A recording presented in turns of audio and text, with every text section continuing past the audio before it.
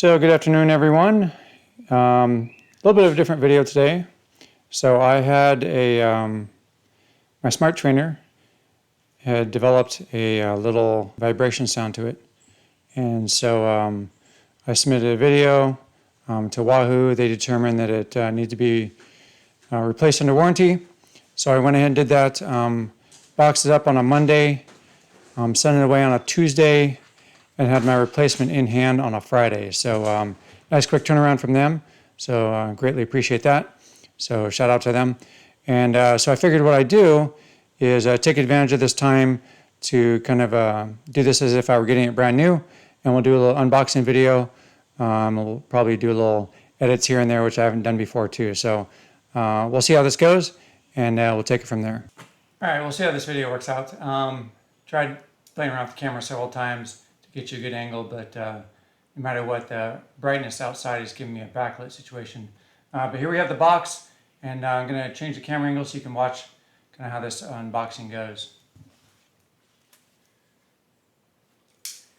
All right, so good sized box here. Got some weight to it. I don't remember what the web says. 60, 70 pounds is what comes to mind, and I'd believe it because it definitely has some heft to it. They do a great job of packaging this. They don't leave any flaps undone.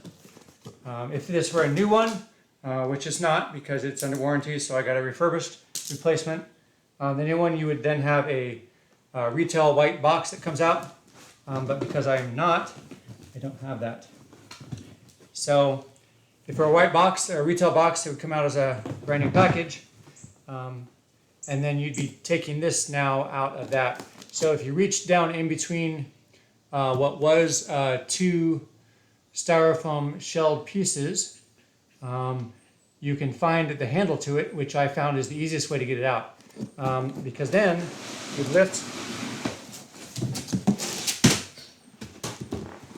the whole unit out by the unit's own handle. So in this case, packaged nicely. That is the whole unit. Comes with its own power adapter and a couple of through axle adapters as well. Again, part of why I chose this unit is simply because of some conflicting issues I found with the other one I was looking at on how well it treated my rear derailleur. And this already comes with an 11-speed cassette on it, so I don't have to spend extra money to get an 11-speed cassette because it's already comes pre-installed with a steel skewer. Let me change this camera angle.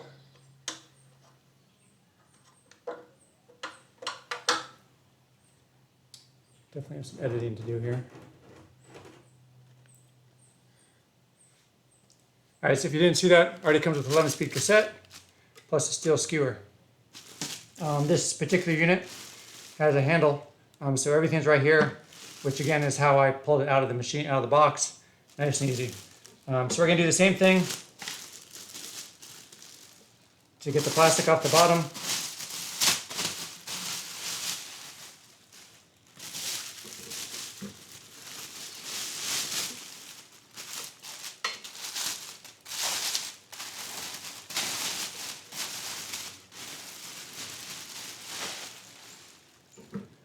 And there's our unit.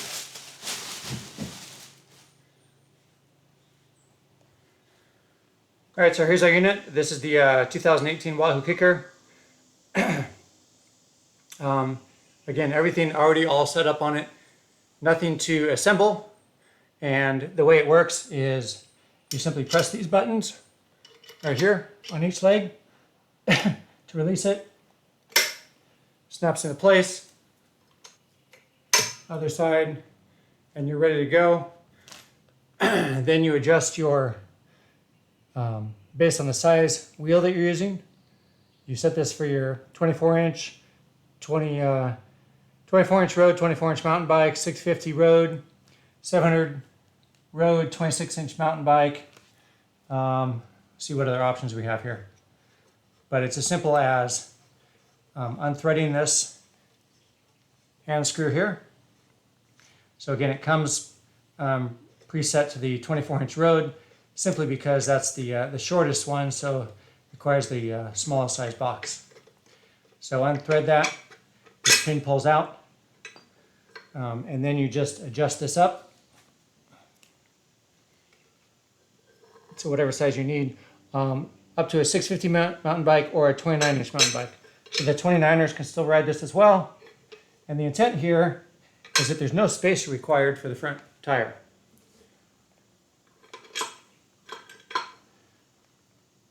Because it's going to sit, you saw the height of this adjust as we went. So there's no height adjustment needed to level out the bike. You set to where you need, slide that back in, and then it threads back into the other side of the arm here.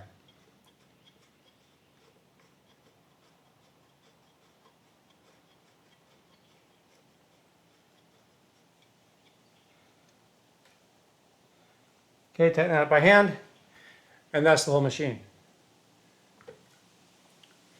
Each of these two outboard outrigger arms do have leveling feet on them with locking turnstiles. And what I'll do is I'll go ahead and reset the camera and show you how that all works. So I'm just going to pick this up and take this over to where I have it all set up. All right, here's our setup here. You can kind of see a little bit tight quarters here because we have a couple kids set up over here on what I call dumb trainers, so that they can do Zwifting with us as well. You can see a fan I have set up here, kind of a fan I have set up here. I have a fan set up, you can kind of see it. There's actually two more right back here. So what I'll do is I'll give you kind of a wider angle real quick on this. So this would be the rear setup. You can kind of see my microphone sitting on a box there so you can hear me. But there's the trainer with two fans pointing from the rear to the front. And then the rear view from the trainer pointing forward to the two fans pointing up at me.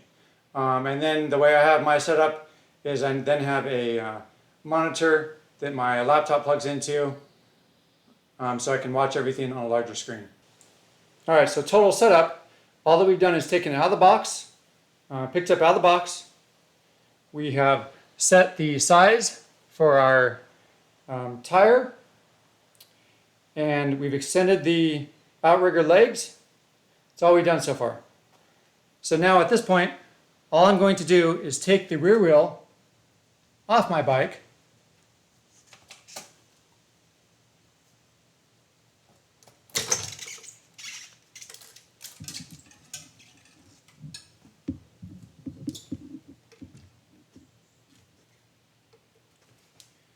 and now the trainer becomes my rear wheel.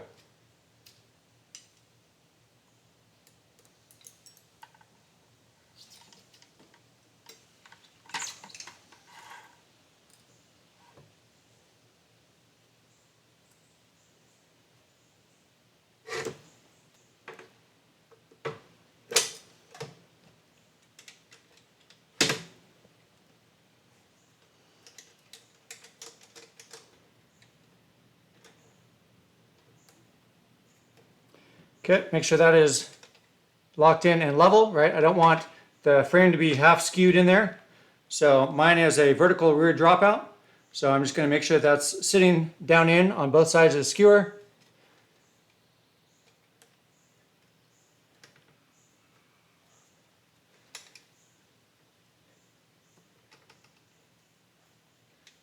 And then tighten it up. So there's full assembly. Now the one thing left to do is to level out the machine. So again, setting this back up to how I had it originally with the previous machine.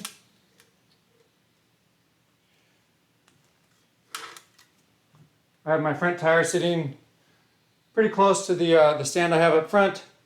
I'm centered on those front fans. I had to move one of my rear fans out of the way here just to get you a good picture. And what I do, so you could argue that what you'd want to do is level out the machine before you put your bike on it.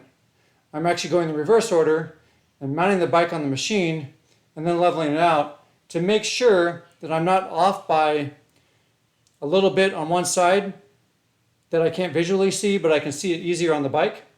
So actually I'm going to take up some of the slack, and all I'm doing is turning these legs to lower them, and then tightening their corresponding locking nuts to make sure that once they're out, that they stay out. So I'm going to move off of that side and then take up the remainder of the slack over on this side. And then we have it. So here's the bike, all leveled, all ready to go, all ready to ride. A lot of extra work the first time, but now anytime I want to take my real life bike on a ride in real life, I dismount it from here like I were taking off a rear wheel, put on my rear wheel, and I'm good to go. And then when I come back, take off my rear wheel, mount it back up to the trainer, as it becomes the rear wheel, and I'm ready to go again. So hopefully that makes a little sense. And then real quick, I'll adjust the video again, and then show you my the rest of my setup with the camera and with the game and the screen and all that.